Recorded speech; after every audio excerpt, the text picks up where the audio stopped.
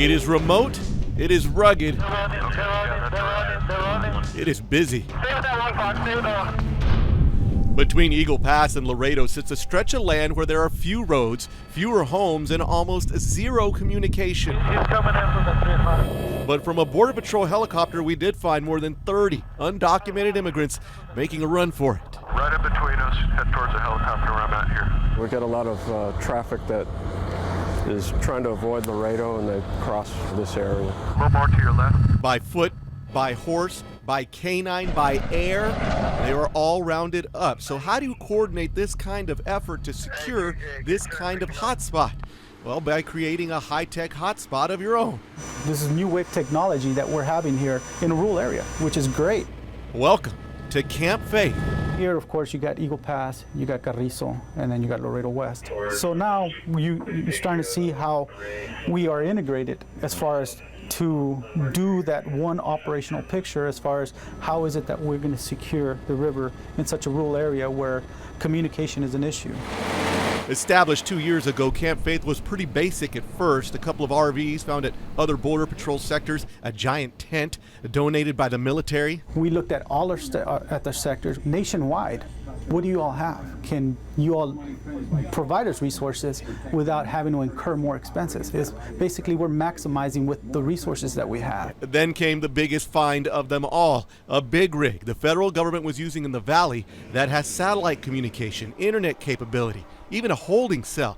Everything border agents would normally have to travel hours to find back at their home base. You cut that time in half, and at the same time, I mean, if you can see right here, I mean, this is an actual processing center where we can actually bring people over here and find out what is it that we have. What do we have? What are we dealing with? Are we dealing with terrorists? Are we dealing with rapists? And best of all, border agents are dealing with a new reality that they now have the ability to move anywhere at any time and have the faith they have the technology to get the job done.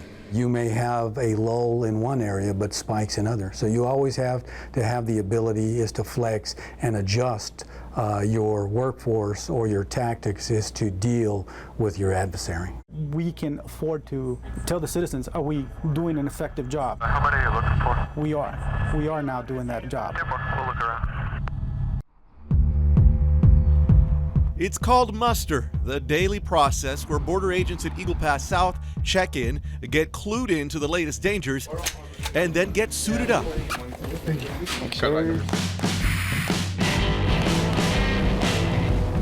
But that is where anything like a daily routine ends. They know what time you get there, they know what time you leave, they know what time you're gonna take a break or whatever, So I think it's a conscious effort for all the agents to, not stay in a routine, to make it easy for them. From the bike patrols covering miles of open border less than 200 yards from downtown Eagle Pass. It'll spike in certain times of the year, and then it'll decrease in certain times. But most of the time, it's a constant flow through this area.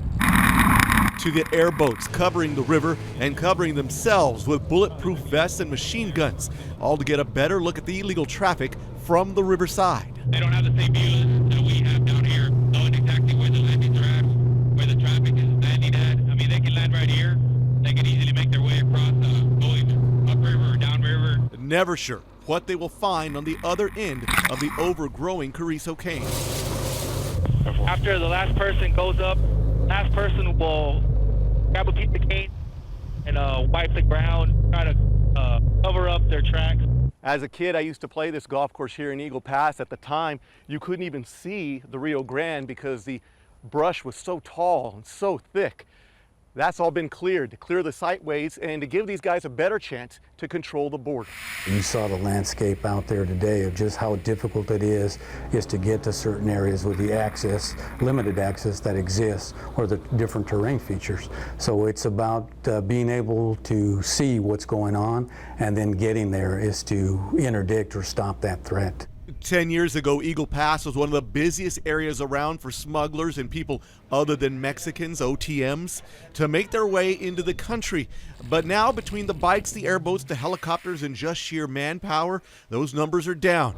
But the danger and the desire of those seeking to get a better life has not changed a bit.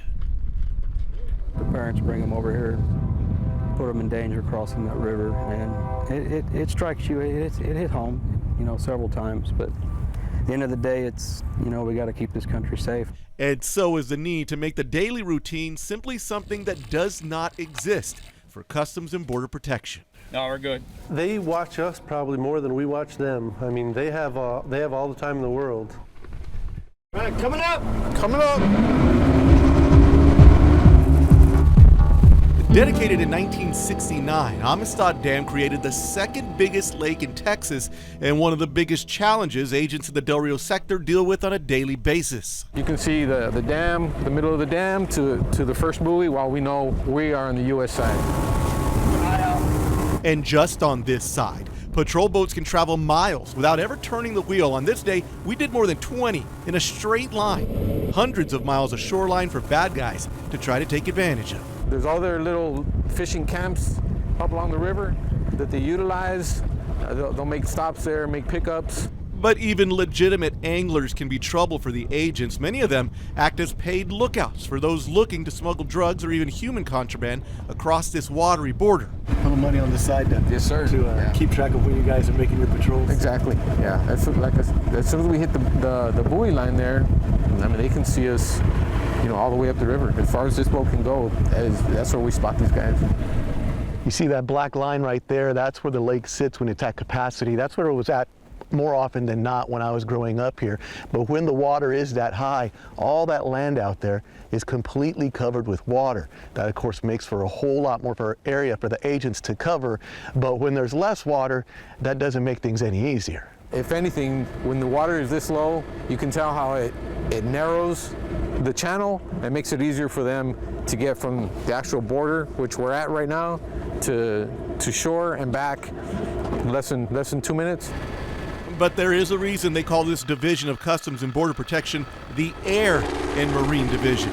You go west, canyons and rocks and deep canyons, like a small Grand Canyon. It's very tough. Does that mean what you guys do that much more important? Yeah, it's hard to get around. It's hard to drive around those areas, so flying around there is really the best way to go. That's what makes communication from water to air to ground that much more important. Agents say that's where they have the tactical advantage, along with patience and the knowledge that failure is not an option. If our adversaries are unsuccessful in running, let's say, contraband over land, they're going to go to the air. If we're successful in interdicting them on the air, they're going to go to tunnels. If we're successful in stopping them there, then they're going to go to the coastal areas, waterways. So we always have to adjust, to continue to adjust our tactics to what they do.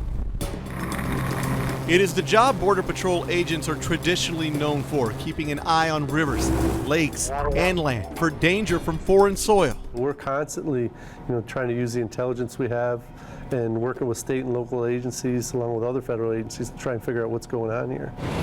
And what's going on more and more lately is something a bit different. Smugglers, both U.S. and Mexican citizens, headed the other way with cash, guns, and ammunition. In the recent years, and I'd say 4 to 5 years, it's increased pretty drastically where they're... Of people from the United States taking things into Mexico. Yes, sir. Or they'll hand it off on the river's edge and then they'll take it back. It's one of the big reasons the border battle goes way beyond the border now. Agents from the Del Rio sector are actually active in 41 Texas counties. As part of the South Texas corridor, they work from Del Rio to Brownsville, up to Houston, to Dallas, right back down to San Antonio. And boy, do they have toys. Technology has been a game changer for us. With the advance in surveillance technology that you have, biometrics, you have fingerprint identification now that we never had before. You have license plate readers. You have non-intrusive inspection, which is an X-ray capability that we never had previously. If you get a hold of a bad guy, you know he's a bad guy pretty quick. Exactly, yeah, with these scanners, it doesn't take more than probably 20 minutes. You have their history. And even less time to share it, from the officers in field and operations working at port of entry, to the air and marine agents, to the Border Patrol working checkpoints 40 miles off the border. Technology is tying them together better than ever before to fight a danger It is not just foreign anymore. Integration, like I said, is probably one of the most important and probably one of the better things that I've seen in my 27 years is just how well the different agencies work together. At the end of the day, you know, we got to keep this country safe.